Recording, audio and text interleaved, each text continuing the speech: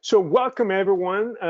Today's topic is a unique face-off on this pandemic between different strategies. So we're going to be talking about wholesaling, cash flow, and flipping. So we have the honor to have Don Carlton, who is an incredible wholesaler in the Chicagoland area. And we also have Beata on the line. She's also a master's student. She's a flipper. And also, she owns a heating and cooling business with her husband, Rick. So welcome, Dan. Welcome, Beata. Thank you for joining today. It's a great pleasure to have you this afternoon with us today. We're going to start off by, introducing each of you. Dan, Beata, if you can just please tell us a little bit about yourself, how you got started into wholesaling, Beata, how you started into flipping, that'll be great. And then we can just start with some questions and answers. So go ahead, Beata or Dan. Beata, ladies first, Beata. Ladies first, go for it.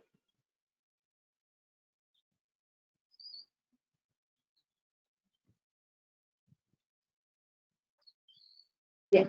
Do you hear me? Yeah, we can hear you very well. Okay, yes. Hello, everyone. So we started flipping small properties from the beginning. And we started from condos and, townhomes, but it's like a smaller units we could get. We were more happy because less work, less risk. And it seemed for us a good starting point. We felt very comfortable because we had skills for flipping, and we understood what would be point of view of the buyer, what he's looking for. If he's looking new kitchen, we know how to do that. We have skills for that, for new floors, for new bathrooms. We really understood what we are doing in a small flipping properties, and we started from small units. And we had really good success, from the beginning. We bought, we sold, we earned profit, and we flipped total so far probably around 10 properties. Awesome. Thank you, Beata. Dan, so if you can just please give us a quick intro about yourself, when you started in real estate.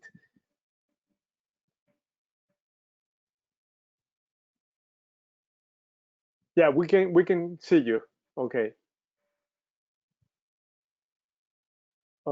We don't hear you, Dan. Let me make sure that you are. That's my fault. Okay. Perfect. Okay. Sorry, that's my first. No worries. Thanks. Sorry about that. Hey, everybody. So my name's Dan Clarton, local investor. At the time that I got started in real estate, I had a full-time job, but as time went on, I didn't, and I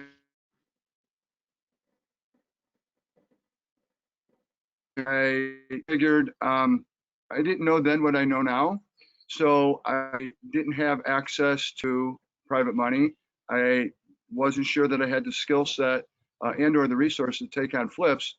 So at the time, it only made sense for me to kind of start with wholesaling because, I think we all know that's the gateway drug to real estate, right? So that's where I started. But I have to say, in time, I've come to appreciate the fact that you're not going to be a buy and hold investor, or you're not going to be a flipper without property acquisition.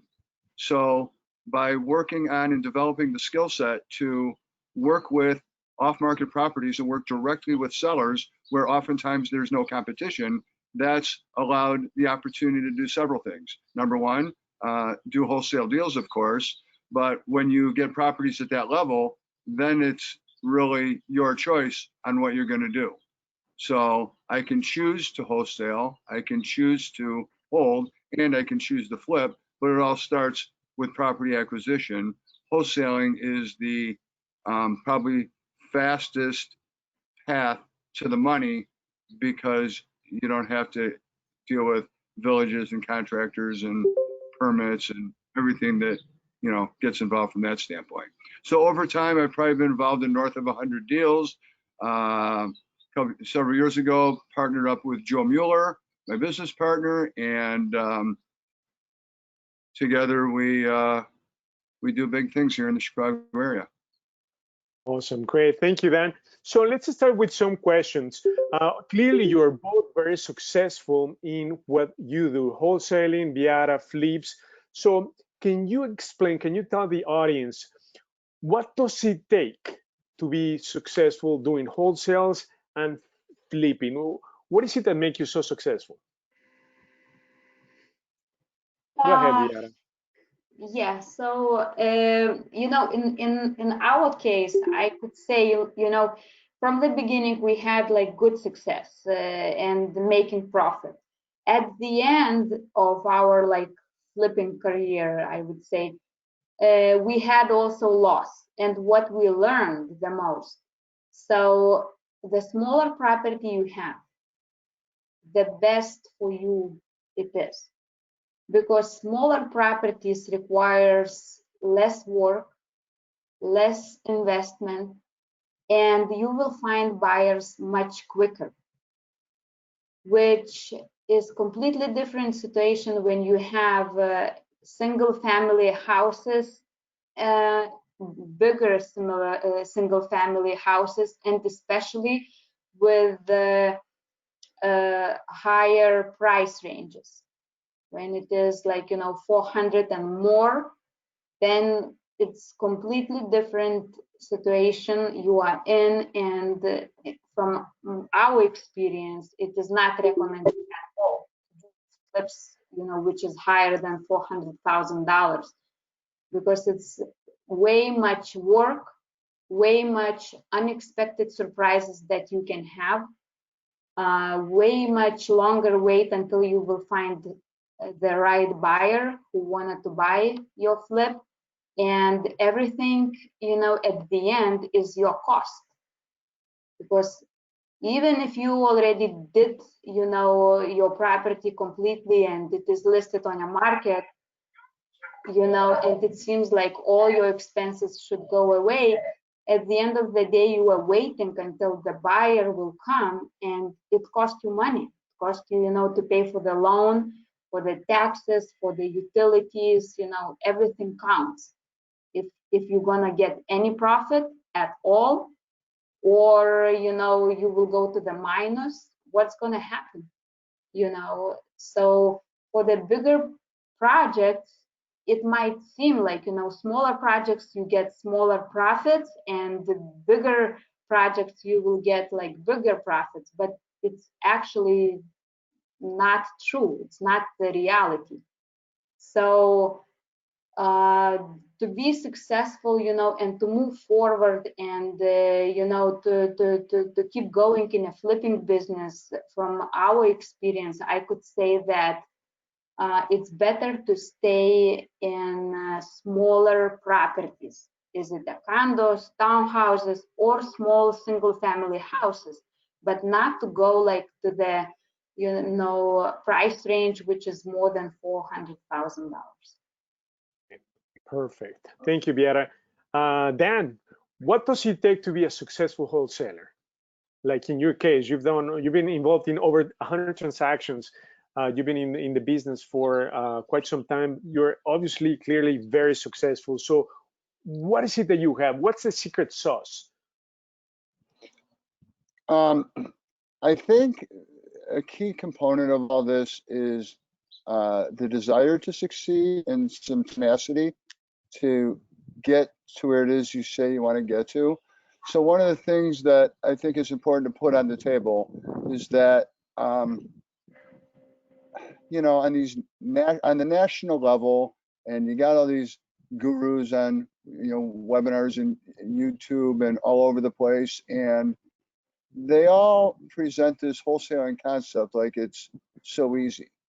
And the truth of the matter is, this is an easy business to get into, but it's a difficult business to stay in and to be good at over time. So one of the benefits of the wholesale track, on one hand, I'd say you don't have to worry, about losing money on a deal, but that's not exactly true because in business, you're going to have to spend money to make money. So any time that you expend time, resources, that's an investment. And you're going to have to do marketing. You have to do things to get the phone to ring. And I think the best advice for people is to stop sitting back and waiting until you have all the answers and you think you know everything, because frankly, I don't know everything. And I'm learning every day, and every deal has its own wrinkle to it. So no two deals end up being the same. There's always something that you're going to have to overcome to get it to the finish line. And I guess that's why I think the winning combination is kind of a formula of what you know and who you know. Because if you know some of the right people, even if you don't know everything, you have someone to turn to. I mean, one of the things, Joe and I do for wholesale, thing mainly is work with dealers that they have a deal and they want us to validate and verify it. Maybe they spend their time trying to get a deal and they come work with us and we JV and get a buyer and get it closed. So there's a lot of moving parts, but I think the key is deciding where it is you're going to get to and then deciding that you're not going to give up until you've actually done it. And I think too many people get started in wholesaling, and as soon as the going gets a little tough, and as soon as they meet a couple sellers that are rude to them, or people call and say, don't send me cards anymore, or whatever, and then they throw in the towel and they look for the next easy thing. And I think anybody that's on this call that's had any kind of success, it doesn't even have to be in real estate. I'm talking about success in any vocation that you've chosen. I think we'll all agree that to do what you're doing now, if you have a job, that wasn't easy either. And maybe you had to go to years of school or trade school, or you had to pass tests, and you have, bosses that are, looking over your shoulder and critiquing your work every day. So nothing about that's easy either. So I guess the idea is nothing in life is going to be easy. So decide what it is that you have a passion for and what makes your heart beat fast, and go after it. The nice thing about the wholesale side of the world is that there isn't anybody that can put a cap on your earnings. Nobody says you're only worth $60,000 a year, or you're only worth $150,000 a year. Your worth is decided by you and by the time, energy, and skill set that you possess. In time, you will write your own ticket if you so choose. Perfect. So now let's dive into more details. I hear you say then, deals, right? Obviously, to succeed in real estate, we have to find a great deal. So what makes a great deal? Because that's where most investors struggle, right? They just can't find a great deal, even though there are so many probably in their backyard, but they just can't find them, and they wouldn't be able to recognize them either. So that's the problem. So what's a great deal? What's the definition of a great deal in your terms to be successful in wholesaling? And Viara, also, if you can think about the answer on your flipping business, what makes a great deal? Well, I mean, I think one of the things that makes a great deal fundamentally is it all starts with the seller. I mean, when we work off market, we're not working with people typically that want to sell a house. We're typically working with people that have a situation and they need to sell a house, and they have an obstacle in their life that they're trying to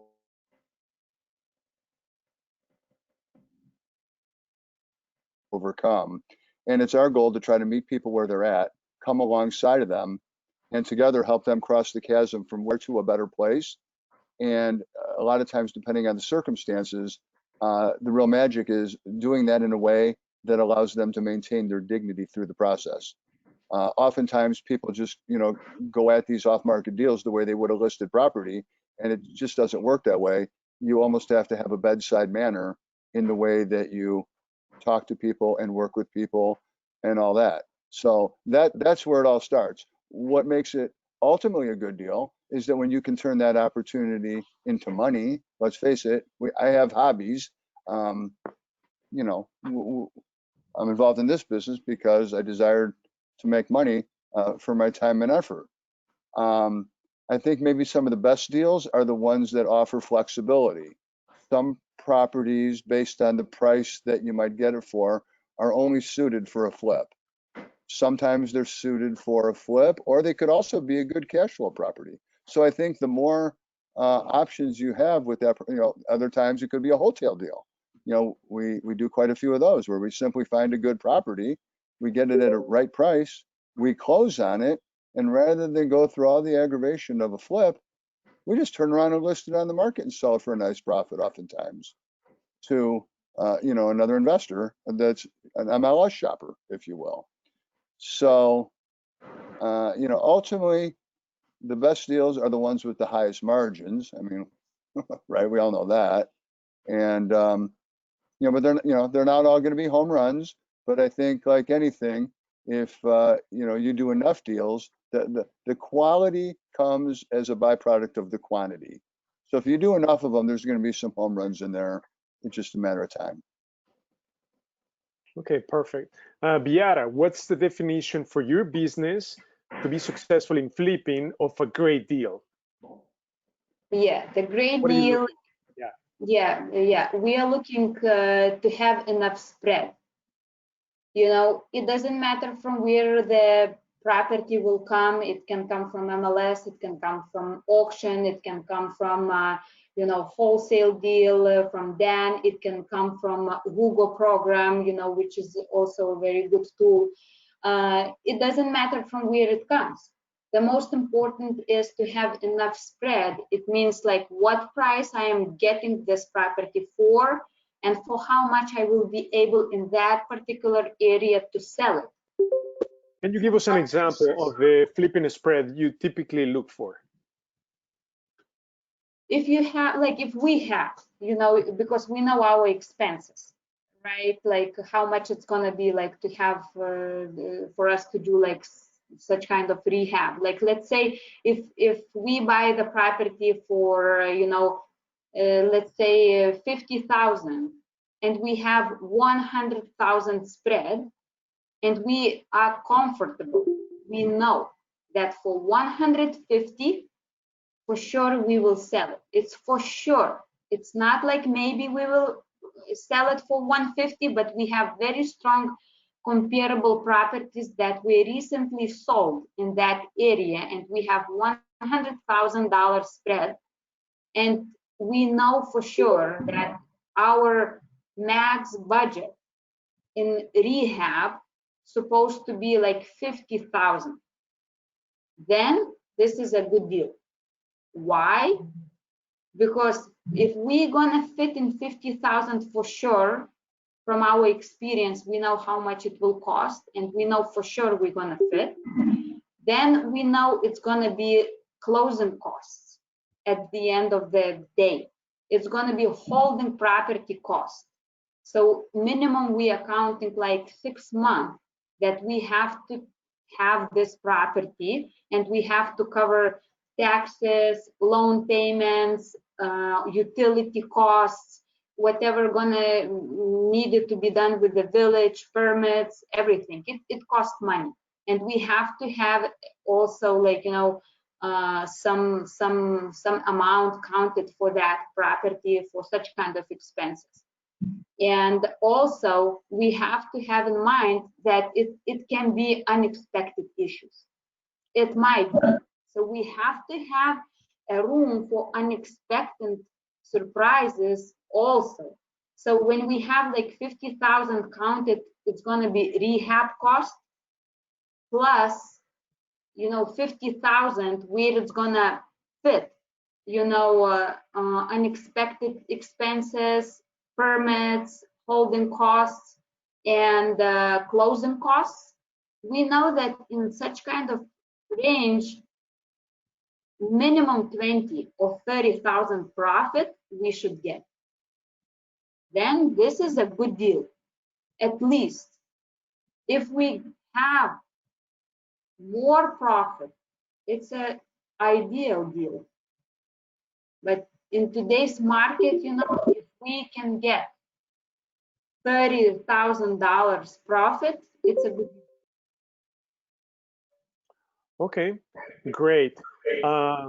So now, how is the crisis, the pandemic, affecting your business? How are we supposed to readjust our business strategies on the wholesaling, on the flipping? Because right now, courts are closed, property prices are dropping, consumer confidence is low, interest rates are very low. So how are all these factors affecting your business? Right now, with obviously the government's stimulus trying to fuel the economy, the forbearance, but still, that's going to cause a huge wave of foreclosures coming down the pipe. So how is all that combined affecting the business, and how are you reacting to it? Dan Who? Viara. Go ahead, Dan. Okay. Well, I can tell you the off-market property acquisition side that I think the whole pandemic has helped business in the sense that people are pretty sure that if they sit and do nothing over the next 6, 9, 12 months, their property is not going to be worth more. I don't think anybody.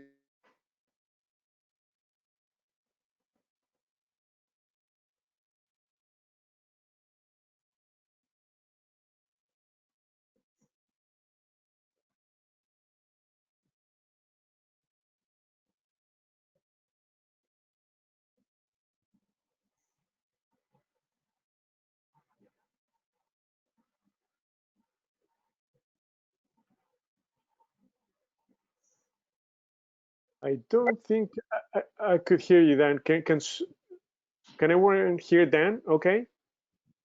No, right? No. So No, not at all. yeah, no, I think you might be muted, Dan. Let me check. I'm sorry, there we go. Okay, perfect. And Now, so the whole idea is that we have to start with the end in mind. So we're in the business to buy houses. We are not in the business to take your problems and make them our problems, right? Does that make sense? So it allows us the ability to fudge in a little bit of a deeper discount because we're going to take the burden of the market uncertainty, not them. So time after time, people, they nod their heads and they kind of, it's hard to argue with that, right? right. The other thing that I think is different is that during these times, I think people are much more open to considering an offer and even accepting an offer without even having you walk the house. That's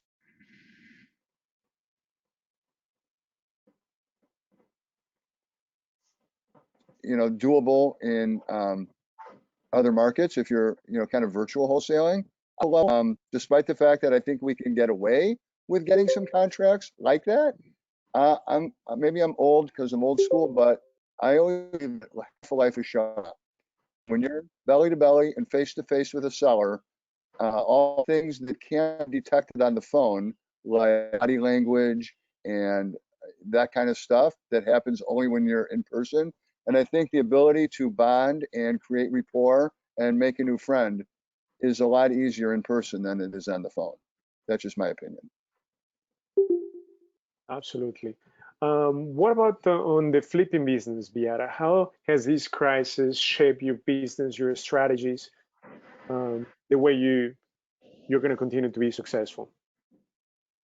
Yeah, so we actually stopped flipping, and like as of right now, the biggest effect, from this coronavirus was that we are still, in a process, and we are still thinking to sell the last flip that we did, which is more than $600,000 home. And when you are in such kind of price range, it's completely different game. People who are coming to purchase the home, they are comparing your home with, completely different standards, which are really, really high standards. And they are comparing your home with brand new construction homes. Their requirements are very, very high. And actually how exactly affected us. So I listed the home beginning of March, when coronavirus was not yet, in United States announced. And one family came back. They saw the house late in fall, I think so. It was back in November. After that, like from December to February, I took off the market, the house, because during the winter times, nobody is looking to your house, and the days are going on Zillow, and everybody then starts to be concerned what's going on with the houses. So I took the house off market since December to February, but the same family who came back in March, they saw the house in November. They came back in beginning of March. They said they really decided, they loved the house, they finally wanted to buy it. And I was just waiting, for buyer's agent to send the offer. And I waited a couple of days. I see there is no any offer coming. I reach out to buyer's agent. I double checked what is going on. And coronavirus just started. And the agent said, you know what? The coronavirus started. They don't know what is going to be on the market. There is such kind of big uncertainty right now. So they are not going to send the offer as of right now. And it took for us already so long. Like we listed this house since last year, June. So 1 year we are trying to sell the house, and coronavirus, it like directly affected the house, which is, worth more than $600,000. To sell this house is very hard, because like you have like only a couple percentage, like maybe 5 to 10% of the society, of the people who are looking to your house. And then they have like such a high requirements for anything they are looking for. And on top of this, coronavirus came. And you have a buyer, and another day you don't, because they back, like they are standing out somewhere else, and they're telling, no, I will wait, I will see what's going on, what's going to be the market values of the homes. I'm afraid right now there is so much uncertainty, and it affected us really highly. Absolutely. So what advice, Dan, Beata, would you give our audience? Because, they're still uncertain about the economy, and, whether they should do wholesaling, flipping, buy and hold. What would be your best advice to our audience to be successful, just the way you've been in the past? Yeah. So, like from our experience, we were most successfully when we were flipping small properties. Small, it means condos, but they're affordable. They're, you like recommendation is to go highest up to $300,000. Okay. Because everybody can afford that, and you want that more people gonna afford your home. It's gonna be a condo, it's gonna be a single family, it doesn't matter. More affordable product you are providing to the people, more buyers you will get, faster you will sell. If something is gonna be, still you're gonna have it for some time, your costs probably gonna be much lower than the big property. So stay with the small properties if you wanna flip, or as of right now, like we stopped flipping. So we are concentrating on rental properties. And in our opinion, and from our experience, we already like purchased 5 homes. We already rehabbed them. The last one is just waiting for the confirmation to review all the, tenants information and to be rented. It's much more easier to work with the rental properties than with the flips, because the requirements are completely different. When you are renting the property or you are flipping, and people are looking for high-end, finishes for your flips. So with the rental properties, it's much more easier. And you have a property, like a rental property, which is gonna be rented if economy is good or economy is bad. It's completely different, situation. So if you wanna flip, you can flip, but stay under $300,000 price ranges, and consider the idea to be a landlord and to have cash flow properties, which is much more safe solution. Perfect. Thank you, Beata. Dan, what would be your advice for our audience in today's economy? Well, I mean, the deals have gotten tighter and the margins on them today aren't what they were. So I think flipping is a great strategy, but I think you need to be pretty sharp with your bill of materials, your labor costs. And, the thing where things go sideways on flips is that the tendency is that the property doesn't quite sell for as much as you were hoping for. And it took a little longer and cost a little more than you expected it to. And all those things work against the middle being your profit. So that's why when you're doing flips, you need to look at every area of profit that you're working. And that includes closing deals, because at the end of the day, on the backside of a flip, you're going to be paying closing costs on the seller side. And that's where the smart investors have been calling investors title services, because Joe and I started a title company for the pure reason that we wanted to not be overpaying to get deals closed and for title insurance and all those things. So we typically are able to save people about $1,000 on the sale of a house, and that $1,000 is profit. So there's no reason to spend any more than you need to get these deals closed. With regards to the advice as it applies to wholesaling, particularly if you're new, I think wholesaling is a good place to start, because it really allows you to sharpen your skills on what the ARVs are going to be, what the actual cost of repairs is going to be. And I would, keep track of some properties that you're tracking or making offers on that you may not even be getting, and see ultimately what they sell for. Circle back and see how much they sold for on the backside, and measure that against what you thought the repairs were going to be, and see if those numbers fit into the, kind of the 70% rule that we use for, discounting properties, 70% of ARV minus repair costs. And if you practice doing that time and time again, then what will happen is that just becomes a natural thing. And like anything that you do over and over, you're going to get better at it. So if you work a specific neighborhood or a certain area, I think that's probably the best place to start, because real estate is location, location, location.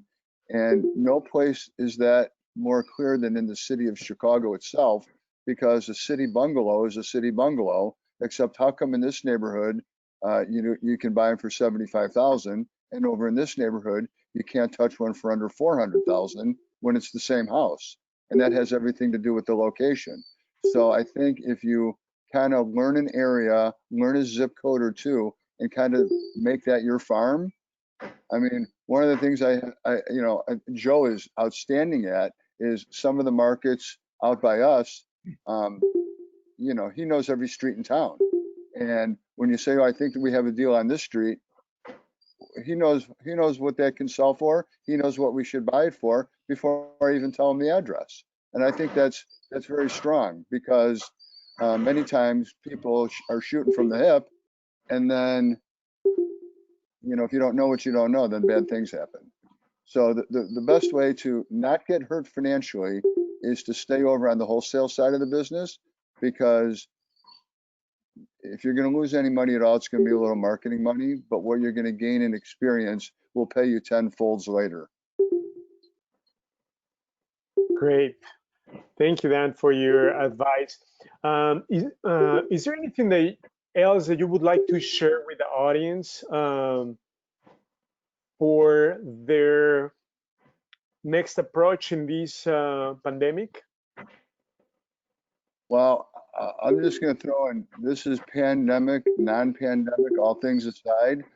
If there's a gold nugget I'm going to drop on everybody right now, is that when you're dealing in off-market properties, it has nothing to do with real estate, and it has nothing to do with houses.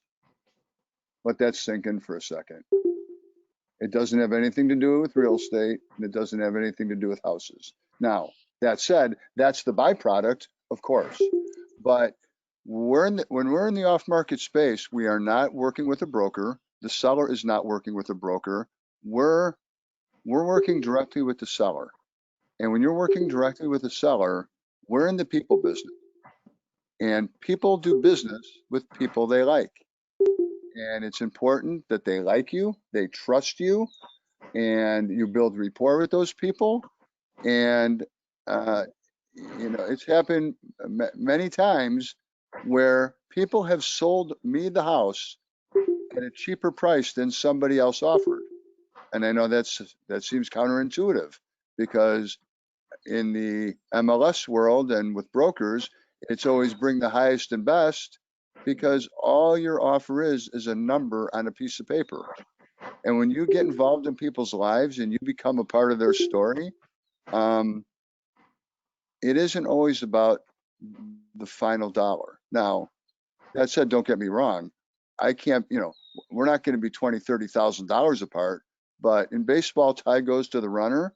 And in off-market properties, if you're anywhere close and sometimes even a little under, they'll choose to do business with you. And I'll take that every time if I can. Great. No, thank you. Great advice.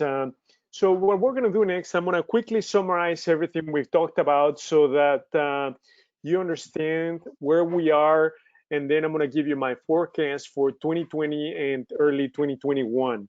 Okay, so something that you've, and this was brought up by Dan, you've got to understand the market. Okay, that's step number one. So you need to understand, if you're going to do flips or if you're going to do rentals or even wholesales, you need to understand that the market supports that exit strategy, right? Because there are flipping markets. Not every area or neighborhood is going to be appropriate for flips, or vice versa for rentals. Okay, so that is step number one. I'm going to show you in a live demo how you can find out if an area supports flips or rentals. The second thing that you need to understand is we talked about this is deals. So what makes a great deal, right? Because most investors think that when they buy something cheap, let's say 50, 60, less than 100,000, it's a great deal. Not necessarily, right? You need to pay attention, as Dan said, location, neighborhood, taxes, right? And also the rehab amount. That is very critical. Now, what makes a great deal, as Beata mentioned earlier, you have to have two components. You have to have a spread, okay? That flipping spread or rental spread for about 100,000. So if you buy the property for, let's say, 150,000, that property needs to appraise ARV for at least 250,000, okay? When you have that spread, on the rental side, you're going to have cash flow. And on the flip side, that's going to guarantee at least a 20% return. That's what Beata was saying. You need to make 20, 30,000 on a flip that sells for 150. So that's about 20% net profit on your flip. So you need to have that spread of about $100,000. Also, something that is important for funding, if you're going to do a flip or a rental, the debt coverage ratio needs to be over 1.2. What that is that the banks are looking for at least, they want to make sure that you cash flow 20% on top of what it takes to run the property. Okay, it's that simple. So I'm going to quickly show you how that is computed. Next, what strategy should you focus on right now? Should you do wholesale? Should you do rentals or flips? As Beata said, right now it is very hard to do flips, especially if you're in the high-end market. Okay, that is just, it got smashed right with the crisis. So my advice is that in the last 3 months, March, April, May, and June, property sales have dropped drastically, 30 to 40%. Therefore, property prices are adjusting, so they have lost about 10%, which, even though we have low interest rates, there's still a lot of buyers out there. That's what's holding the prices still up. But the problem is that there are so many people that have lost their job, over 40 million people in the US, so 25% unemployment. The consumer confidence and spending is down the toilet, which is going to cause property prices to continue to go down, because guess what? These people that are unemployed, as soon as the courts open, guess what? Because they can pay the mortgage or rent, they are going to be in pre-foreclosure. Not only that, but with the government stimulus, the CARES Act, that allowed people mortgage deferment payments, not forgiveness. They're just allowing them to defer their mortgage payment for up to 6 months, and they can extend that for another 6 months. So guess what? By the end of October, early November, most people who apply for forbearance, it's going to end after elections. So the problem is that if they still don't have a job, guess what? They're going to be in foreclosure, which makes a big wave of distressed properties coming into the market. Therefore, when you have an increase in inventory supply, property prices are going to continue to drop. Therefore, what strategy should you take? If you have a property you have to sell it now, okay? Because property prices will continue to go down. Flipping is a very risky business, because even if you understand your ARV right now, guess what? In 3, 4, 5, 6 months, it's going to be less. Property prices in the next year could drop up to 30%. So what is worth 100,000 today could be worth 70,000 in 12 months from now, due to the forbearance and the already foreclosures that are going to be filed. As soon as the courts open towards the end of July, early August, right now, Codilis, which is the #1 firm in Illinois, they're going to be filing 9,000 pre-foreclosures. Okay, so that's going to be a huge wave.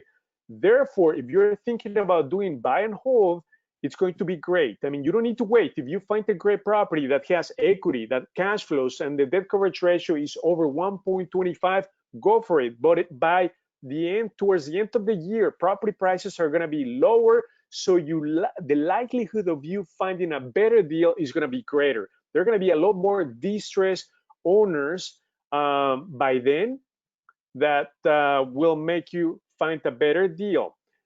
Now, for wholesales, as Dan said, I mean, we're in the people's business. We're finding a solution for distressed homeowners, which there's going to be a huge wave of them towards the end of the year. So if you're thinking about a strategy, I highly suggest, that's my personal opinion, to do wholesaling and buy and hold.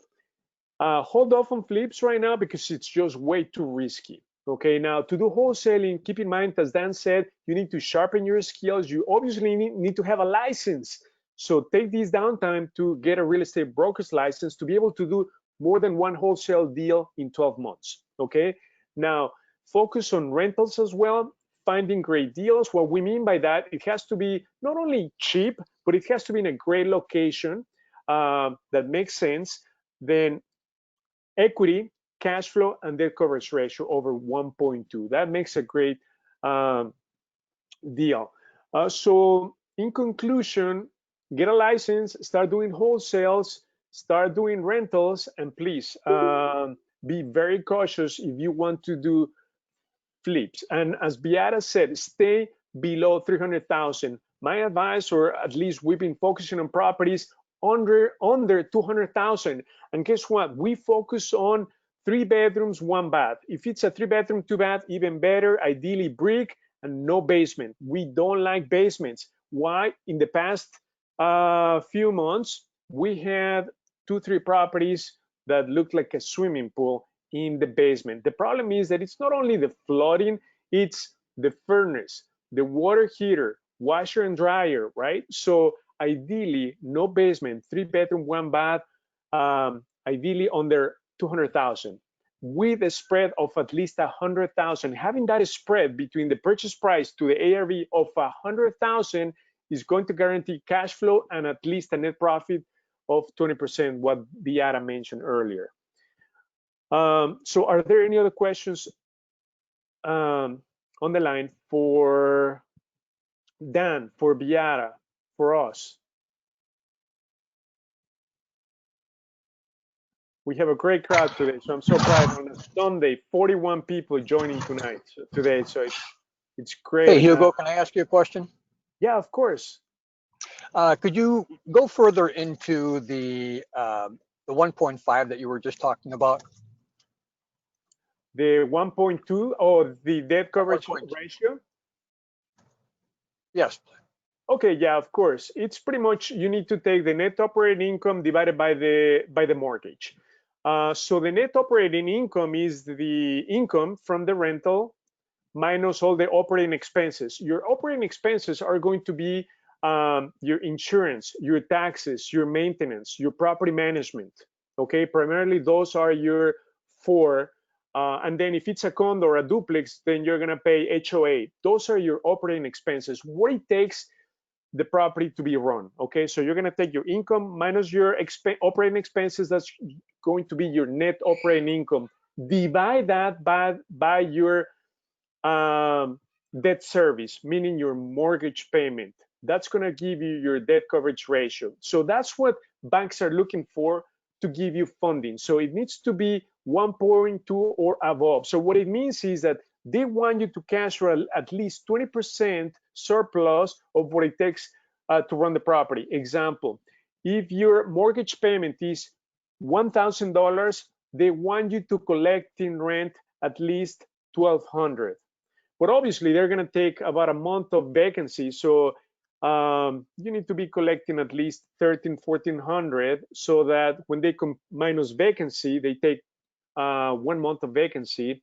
But just to keep it simple, your rental income, let's say $1,200, your mortgage should not exceed about $1,000 for them to give you the funding for your deal. So that's what the lenders care about, the debt coverage ratio to get funding.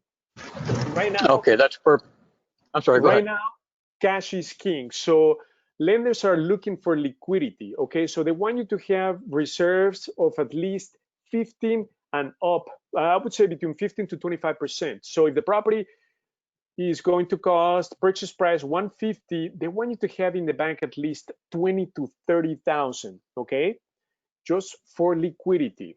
So they're looking for 10 up to 20% liquidity. It doesn't mean that you need to put all that money down. They want you to put at least 10 to 15% down, and they're going to pay for the rehab, which is great. And in fact, we closed on a property 2 weeks ago. We're going to finish up the rehab this week. So it's going to take about 3.5 weeks for rehab. So you need to be in and out. That's what Beata said, small property. So you want to be on a rehab for less than 40,000. And when you spend less than 40,000, your rehab is going to take less than a month. So right now on these 3 bedroom, 2 bath, it has basement. The rehab is going to be about $32,000. It's going to take about 3.5 weeks. Okay. So actually next week, I'm going to take you guys to the property so you can see it live. And then we have another property on the contract. We should close hopefully in a week and a half, 2 weeks. It's again another rental. But we're looking very conservatively, less than 200,000 purchase price. We're focusing ideally 150,000 and less, okay? And rehab no more than 35, 40,000, and it should appraise for 100,000 more. So they should appraise for mid 200s. Okay, that's the condition. So if you find those deals, go for it. Okay, don't wait. But keep in mind, property prices will continue to go down. We're going to prepare a special event because we are currently analyzing hundreds of markets, how they are being affected by the crisis. So we're looking at sales, we're looking at property prices. We're going to run an event. Stay tuned for that. It's going to be so cool because we're going to tell you where to focus for what exit strategy. Okay, so remember, you need equity, cash flow, and debt coverage ratio. You need a spread of 100,000. And you need to focus on simple, boring properties, 3 bedrooms, 1 bath, ideally brick, no basement. And then it's, as Beata said, bigger doesn't mean better. It's the opposite. Small, unconventional, boring properties is what's going to make you money. Okay, and then you're going to mitigate the risk, especially in this crisis. And then save cash. It's going to be so critical for funding. Okay, be ready. When those awesome deals come around the corner in the next few months, you've got to have liquidity. Okay, keep your FICO score over 700. Funding should not be a problem. If you don't have those qualifications, it's a great opportunity to partner up. Okay, are there any other questions on the line for Dan, Beata, or myself? Okay, I have a Yeah, question. Go. Yeah, go ahead. In the numbers and percentage they has been talking about, do they work with their own money, or are they considering the lenders' money in their equations? No, we're considering funding the deal through hard money lenders, private money lenders. That's it on the upfront purchase, because those properties are distressed. So we don't use conventional lenders like Homebridge or Chase, Bank of America. We use them on the back end to refinance. So we're going to be using hard money lenders, private money lenders for funding. So yeah, those ratios, debt coverage ratio applies to them. But still, you have to have liquidity. That's going to be so critical in this crisis. Okay. Thank So you. stash cash, watch the market. You're going to have incredible deals before the end of the year and into 2021 due to forbearance, unemployment. So stay tuned, continue learning so you are ready to pull the trigger. Any other questions? Hey, Hugo. Yes, Dan. I just wanted to call attention to the chat box in case people haven't found that yet. And there's a Okay. couple of links. One is to the Investors Title Services website. Another is a link to reinvestsells.com, which gives people the opportunity to get on our buyer list if they're looking for properties. We just had a property in Villa Park that somebody bought yesterday that was a wholesale deal. We have a couple new deals that we haven't not yet sent out to our people. We have, this is a kind of an exclusive first burp about them. Have a house in Carpentersville, a 3-1, no basement. Would be a great rental. Have a nice 2-bedroom brick house rather in Bellwood. And have a property in Zion. Perfect. Frankly, So I do think me a we got a favor, couple Dan. more coming in, but I don't remember what they are. Do me a favor, Dan. Can you send us the pictures, the details to support at ChicagoDealVault.com, and we're going to help you blast these out to over 10,000 investors in our network. So we'll help you move that, and that applies to anyone who's trying to do wholesales. We'll help you promote the deals. Perfect. Thank you, Dan. Are there any other questions on the line? Hugo, before when you were talking about the rehab and the banks paying, are you talking about a 203K loan? Yeah, you can use a 2OK loan from conventional lenders, absolutely. But it's keep in mind that it has to be a primary home. Once it's a rehab loan backed up by FHA, yeah, you could use 203 loans from conventional lenders. But no, I'm talking about hard money lenders. So we have a list of about 22 hard money lenders. In Chicago DealVault, here we have over 6,000 private money lenders. Right here, I'm showing the private money lenders. So yeah, if you don't have the list of hard money lenders, Alfonso, please send us an email. We'll send that over to you. So yeah, here are private money lenders, and then on their preferred partners, we're gonna give you access to the Harmony lenders as well. So here we have Homebridge, that's the conventional, so he can give you the 203K loan, rehab loan, and then we have Harmony lenders right here. And we added about 20 to this list, okay? So send us an email, we'll send you the updated list of Harmony lenders. And then remember, as Dan said, focus on the area. Right here, every single area, we're gonna tell you what exit strategy the area supports, whether it supports cash flow, flip, or both, okay? So make sure that you do have access to or look at the location. It's super critical, the neighborhood, before you even start analyzing the deal. Are there any other questions on the line? And then Hey, Hugo, just one more. Can Dan give his email address? Yeah, of course. Dan, do you or Joe Mueller, can you please put your contact information on the chat? Yeah, I threw it in there already, but okay, perfect. Yeah, we'll put it in. It's just my name, Dan Carton at Gmail. You know, the other thing, and I don't want to make any assumptions with anybody that's on the call today, but this Chicago DealVault software that Hugo's pulling up some things on is very powerful. There's quite a few, you know, softwares that are national and have all sorts of information, which that's all great, but if you're not doing business in all these other places, it's a little overkill. And one of the nice things about this Chicago DealVault is all this information is specific right to our market, the areas, cash buyers, private lenders, vacant homes, all the different categories of information that is specific to this market. And it's really, really a powerful resource for information, for where to find deals, upcoming auctions, right down to pulling a percentage of equity that a pre-foreclosure house may have. Because just because a house is in foreclosure doesn't mean there's a deal there. But what happens is sometimes people will buy a house for $200,000 and they've owned it for 15 years and they owe 70 and the house is still worth 180, but then they start missing payments and it doesn't dawn on them that they have all this equity and they could just fire sale it at 130,000 and have some money in their front pocket, and they go into panic mode. And sometimes there's people about to lose their house and they've got all this equity, and it's an opportunity to help people get some money for their house and not lose it all, and you can help yourselves to a good deal all at the same time. Absolutely. Thank you, That's Dan. all the kind of information.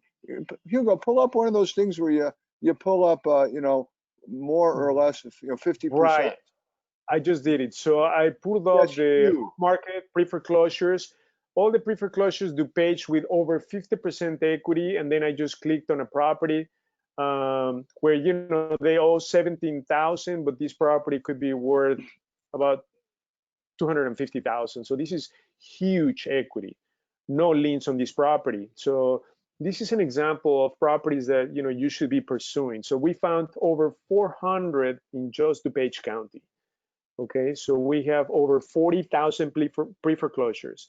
And when the courts open, we're gonna get at least 10 to 15,000 more due to the pandemic, okay? For unemployed people, it's an unfortunate situation, but that obviously we can help the owners, as Dan said. Yeah, I mean, that's how you look at it. This isn't a predatory, let's see how we can rape and pillage people. That's not what, I mean, maybe you do, but that's not the business that we run. We're in the business of helping people. And, you know, attorneys help people with legal problems and they get paid handsomely. Medical doctors and surgeons, they help people with medical issues and they get paid handsomely. And if we're in a business that we can help people with their housing issues, we can get paid handsomely too, yet we can help people at the same time. That's the feel good about what we do. Exactly.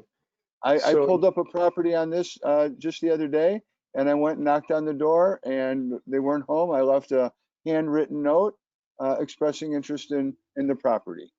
So this software is awesome. Thank you, Dan. So you can get it for free for the next 30 days, friends.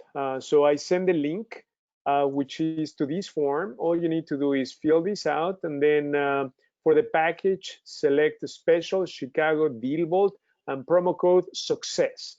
You'll get it for free for the next 30 days. After 30 days, it's going to be 140, the promotional rate, unlimited one-on-one training. Okay, so once you sign up, this is the link. I'm going to send you the link to schedule your one-on-one training, as many as you need. Okay, so after 30 days, if you decide this is not for you, it's okay. Still, we're going to give you all the resources, the training, contracts, preferred partners, everything. So we'll give you everything for the next 30 days. Okay, so make sure that you sign up if you still don't have access to DealVault. And I want to give a special thanks to Beata and Dan for joining today on Sunday afternoon. So thank you very much, Dan. Thank you very much, Beata, for your inside secrets and recommendations for our audience. We had an incredible audience today, 43 people on a Sunday. I'm so happy. Hey, Hugo, so proud. I just want to talk about that for a second. I mean, I want to congratulations to everybody that's on this call today. I mean, there's a lot of ways you can spend your time on a holiday weekend. And the fact that on a Sunday when it's beautiful, it's sunny, and I'm sitting on my porch and I've counted probably 40 bicycles that have rode by my house since I've been out here. I mean, there's a lot of things we could all be doing. And the fact that you're here in an effort to expand your knowledge and learn, and the desire to change maybe your circumstances or the direction for your life is admirable. And I'm impressed with everybody that's here today. Nice going. I know. Thank you, Dan. I agree with you.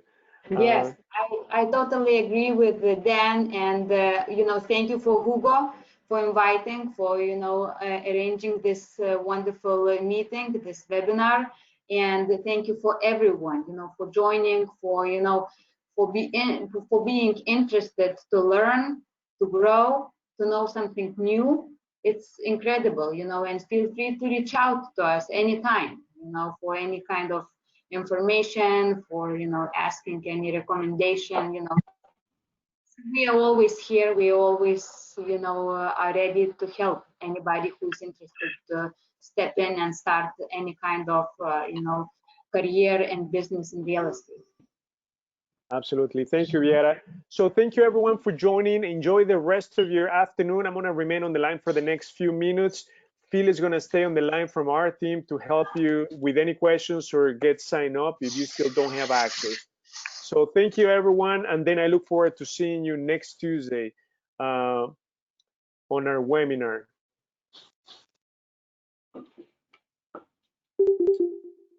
Thank you. Thank you, everyone. So I'll remain on the line for the next 2 minutes to help anyone with any questions or if you need help signing up. Hey, Hugo, one more question. I know the Yes. Chicago Deal Vault clearly is in Illinois, Yes. but does it by chance extend to Indiana at all? And if not, is there anybody or any service like that that you could recommend? Yes, so check it out. We are also tapping into Indiana. Let me show you on the screen. I'm gonna go to shadow inventory. This is Bankton properties that we can buy directly. So right now we have 737 and some of them are in Indiana. So let me filter by actually city probably. Let me see. Indianapolis. And then I'll show you. So we're getting now some deals in Indiana.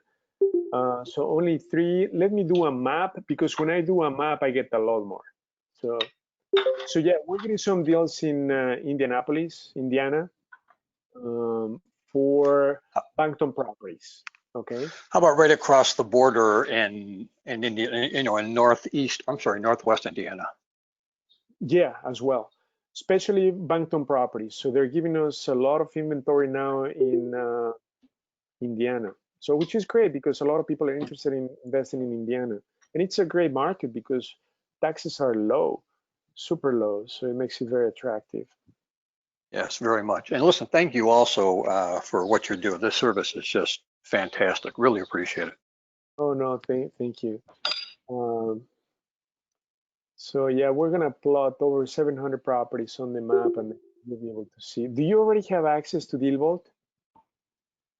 I do not. As a matter of fact, that's what I'm going to sign up for now. Yes, sign up and then okay. So they're plotting. Oh, look at it. Look at the map. So look at Indiana. It's just we're getting so many of these deals, right? Wow. And those are all bank owned?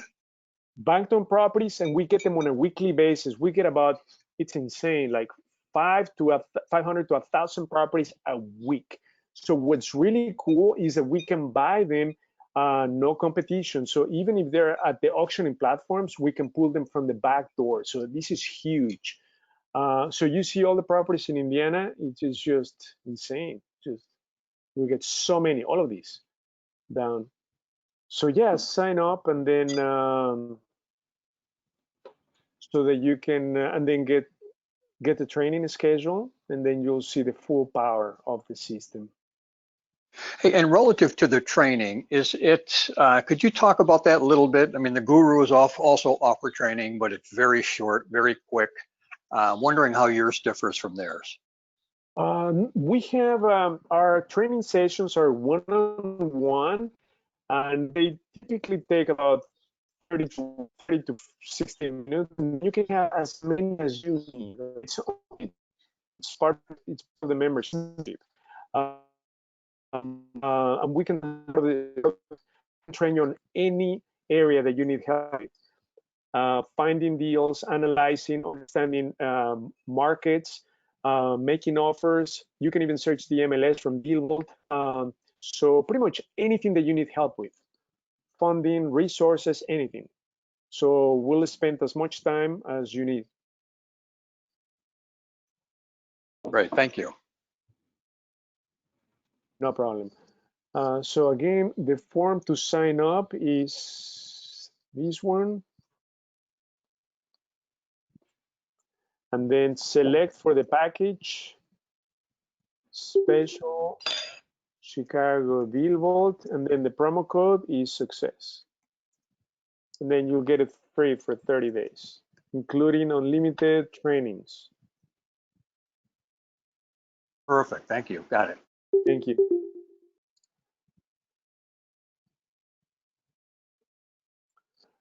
Are there any other questions on the line?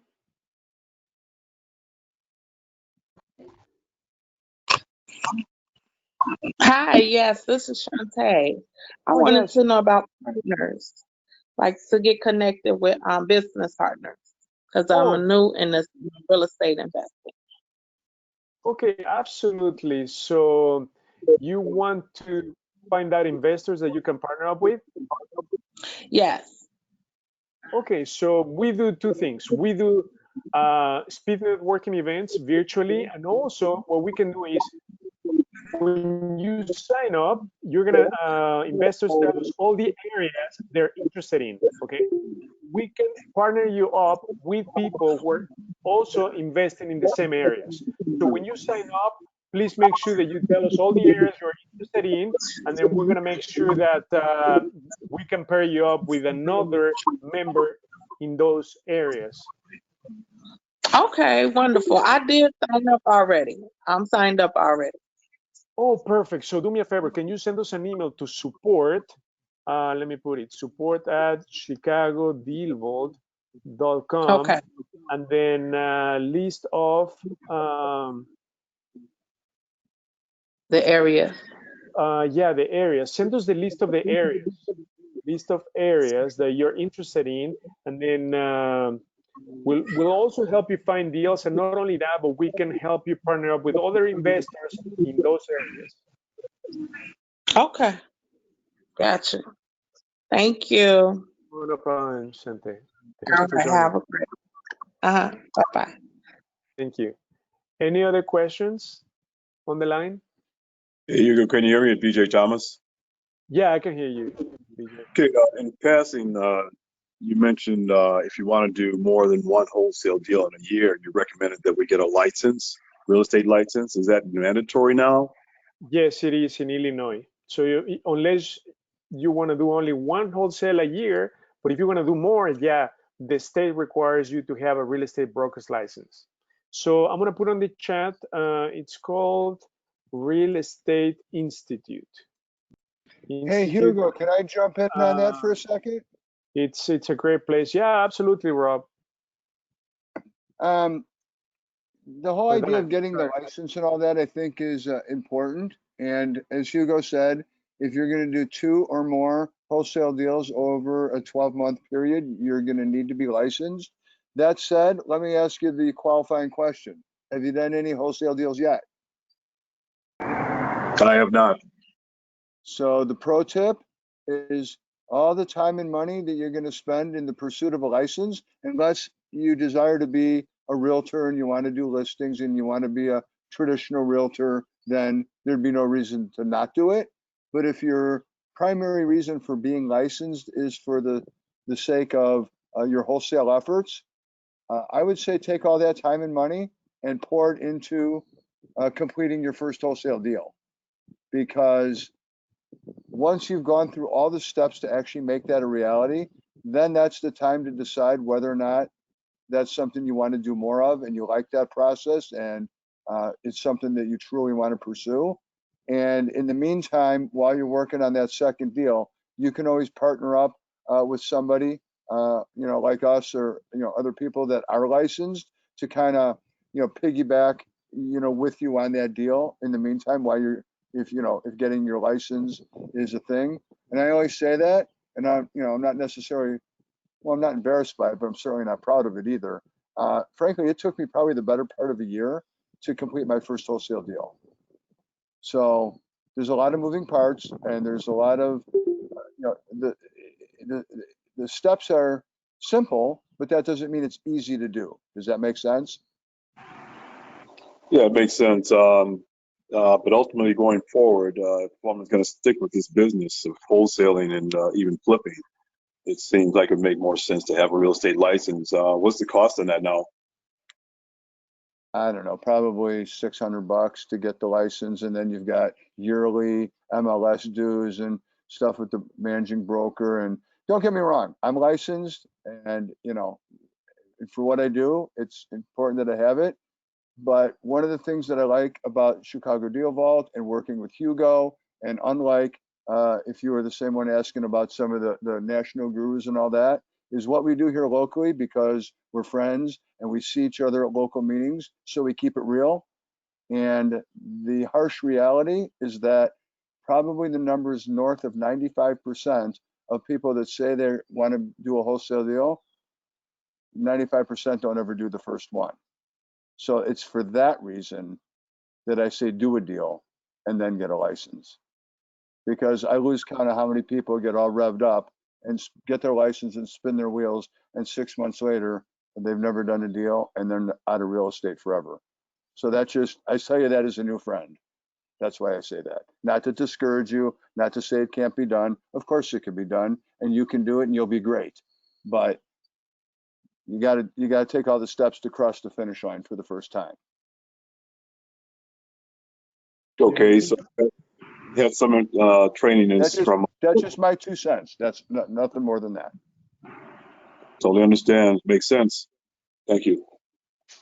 And then for the fees, MLS fees is about $1,200 a year. And as Dan said, $600 to get the license. So it's not terribly expensive. It's totally worth it, I think. Oh, for sure. I mean, if you're going to be in this business, long term, it's a no-brainer. Right. But we want to make sure that we're going to be in this business. I mean, because I'm going to be honest. And again, what you get with me is honesty and, to a fault, total transparency. By the time I finally did my first wholesale deal, if I kept track of all the money I spent on out-of-town boot camps and software and this and that and coaching programs, I was probably in $25,000, and I had not yet done a deal. And month after month, and finally I got pissed. I go, that's it. I go, I am not gonna quit this until I make that much money in real estate. And once I do, then I'll decide whether I like it and whether or not I want to keep doing it. But time I can justify my free time, but I can't justify taking a $25,000 haircut in real estate. And when I finally dropped that gauntlet, that's when things changed and I got a lot more serious. And then I finally did a deal, and then I did another deal, and then, well, here I am now, 100 deals later. But, I just want, let's keep it sober. We talk about doing deals and all that, and that's all great. Not as easy as it sounds, is all I'm saying. But that's why you're in the right place, because you're with and around a group of people that can help you. And frankly, I didn't have that kind of help when I was new. And if I had, maybe things would have gone faster, and maybe things would have been a little different for me sooner rather than later. So you're in the right place, and I'm glad you spent your Sunday here. Well, thank you for that information. I'm sorry, Dan, that being said, after your first year and your motivation, how long did it take you to effectively make this regular for you? Well, so then that becomes a function of your spend, because you're going to have to do marketing. You're going to, whether it's making phone calls, that doesn't cost a lot, but it is time consuming. So that's why, I always talk about the 3 T's, and you have to kind of look at your life and what you have to offer. And do you have time, talent, or treasure? What do you have to bring to the table with regards to working in real estate if you don't possess all of those? So I had some time, I had some talent. Frankly, I didn't have the bankroll to make the phone ring enough to get a steady flow of deals. And that's where relationships and partnerships can come into play, because it's like a football team. You don't have 3 quarterbacks, you have one, and then you have a running back, and you have a wide receiver, right? So 3 wide receivers isn't going to get the job done. You need a quarterback. So that's why I take an inventory of what your skill set is and what you have to offer. And if you don't possess all 3, maybe you want to find some people to come around you or partner with, or work on deals together with, things like that. Frankly, like I told you, it took me forever to get that first deal. The second one came a little faster, not much, but the exciting thing is that first check. There's nothing more exciting than the first check, because despite all the talk and all the webinars and all the other people that are doing it, which is all great, but when it gets real is when you get a check with your name on it. And then that's when this gets real. And that's the point where you're like a little kid at the carnival that gets off the ride and says, Dad, I want to go on that ride again. And then it gets exciting. So, frankly, there was a time I probably couldn't envision getting 2 deals done in the same 6 months, much less the same quarter, much less the same month. And more than once now, we've had more than 1 deal close on the same day, for crying out loud. But, it's a road to get there, and it's going to test you, and it's going to find out how bad you want it. And nothing worth having is easy. But if you stick with it and get serious, good things will happen for you, I promise. Indeed. Thank you. That's great advice. Thank you, Dan, for your input. Okay, everyone. So thank you for joining. Have a wonderful rest of your Sunday, and then I look forward to seeing you on Tuesday. Okay, take care, everyone. Thanks, Hugo. Bye-bye. Thanks, Hugo. Take Great care. job, Thank Hugo. you. Thank you. Thank you, everyone. Take care. Bye-bye.